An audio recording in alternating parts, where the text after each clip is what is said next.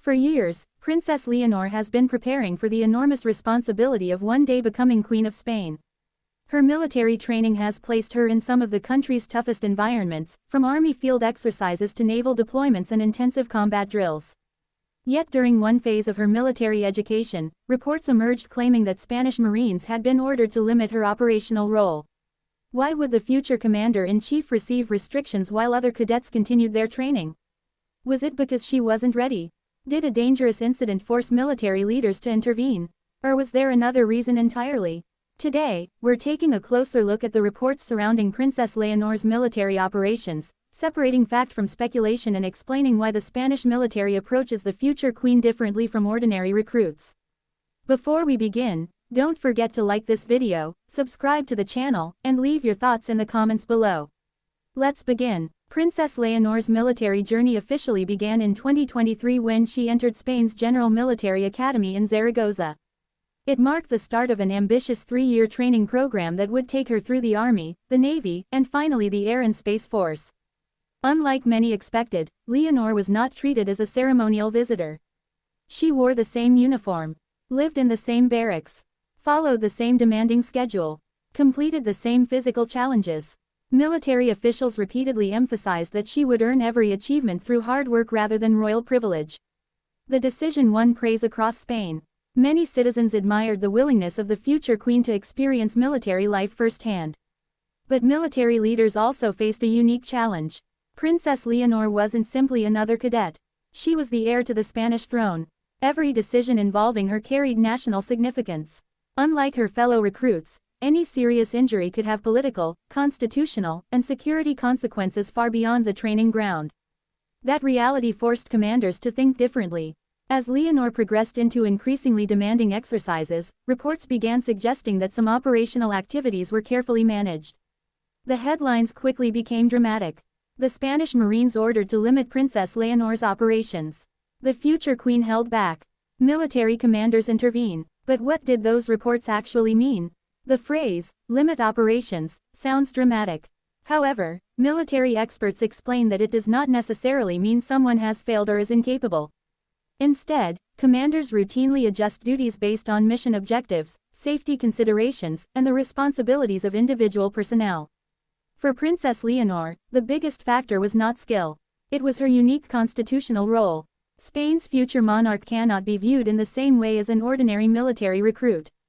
She represents the continuity of the Spanish crown. Protecting that continuity naturally becomes part of military planning.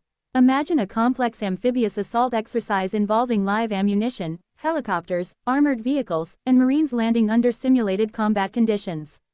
Every participant accepts a degree of risk. But if one participant happens to be the future head of state, commanders must carefully balance realism with responsibility. That doesn't mean removing them entirely. It means managing unnecessary exposure to avoid preventable dangers. Former military officers often point out that this approach is common around the world. Future heads of state undergoing military service frequently receive additional security planning without changing the overall purpose of their training. Princess Leonor still participated in demanding exercises. She continued weapons instruction, navigation drills, field deployments, maritime operations, leadership assessments, physical endurance tests, but commanders remained responsible for ensuring that training never crossed the line into unnecessary risk. Another factor was security. Unlike other cadets, Leonor constantly attracted public attention. Every deployment required additional planning. Every movement generated media interest. Every appearance created potential security challenges. Spanish security services reportedly worked closely with military commanders to coordinate protection while minimizing disruption to normal training. This balancing act wasn't always easy. The military wanted Leonor to experience authentic service. The royal household wanted her education to reflect genuine preparation. Security agencies wanted to protect Spain's future queen. Each objective had to work together. That sometimes resulted in operational adjustments. Those adjustments became fertile ground for speculation. Some social media accounts claimed Leonor had been barred from dangerous exercises altogether. Others insisted military leaders had lost confidence in her abilities. Neither claim was supported by official evidence. In fact, photographs and official releases showed Leonor participating in physically demanding military activities throughout her training.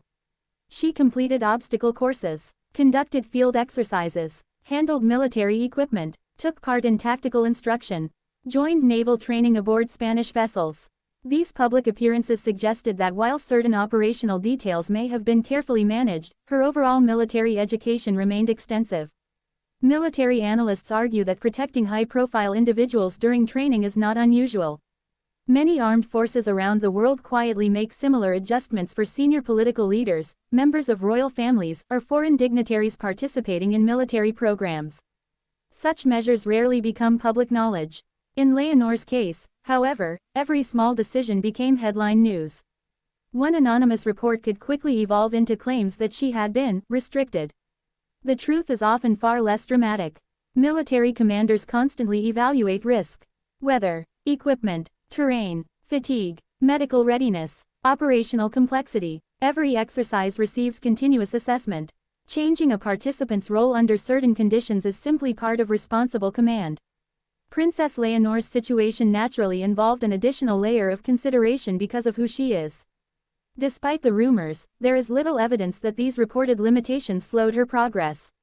She successfully completed the army phase of her education. She later transitioned to naval training. She continued advancing through Spain's structured military program exactly as planned. That progression suggests confidence rather than concern.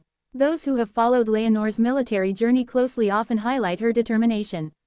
She has spent long days at sea, completed physically demanding marches, worked in challenging weather, learned military discipline, studied leadership, developed practical operational skills. Each stage has brought her closer to understanding the armed forces she may one day formally command under Spain's constitutional monarchy. Her father, King Felipe VI, completed similar military education decades earlier.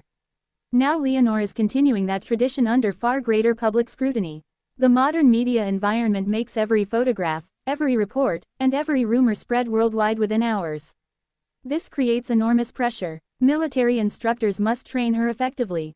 Security teams must protect her. Government officials must avoid unnecessary controversy.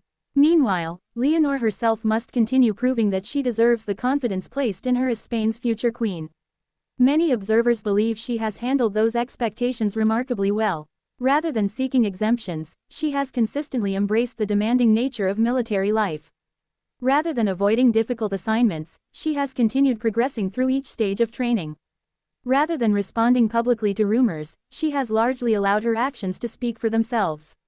Perhaps that's why public opinion toward her military service has gradually become more positive. What initially appeared to some as a symbolic exercise increasingly came to be viewed as genuine preparation. Military life is never easy. Neither is preparing to become a constitutional monarch. Princess Leonor is experiencing both challenges at the same time. So, were the Spanish Marines ordered to limit her operations? If operational adjustments occurred, they were most likely rooted in security planning and risk management rather than doubts about her abilities. Protecting the future Queen of Spain while ensuring she receives meaningful military experience is an exceptionally delicate balance. It requires careful judgment from commanders, security officials, and the royal household alike. Ultimately, the story is not about a princess being held back. It's about a future queen navigating one of the most demanding periods of her life while carrying responsibilities unlike those of any other cadet. As her military education continues, one thing remains clear. Every exercise, every challenge, and every lesson is helping shape the leader Spain expects her to become. Thank you for watching. If you enjoyed this video, don't forget to like, subscribe, and turn on notifications for more in-depth coverage of Princess Leonor, the Spanish royal family, and the latest royal news from around the world. We'll see you in the next video.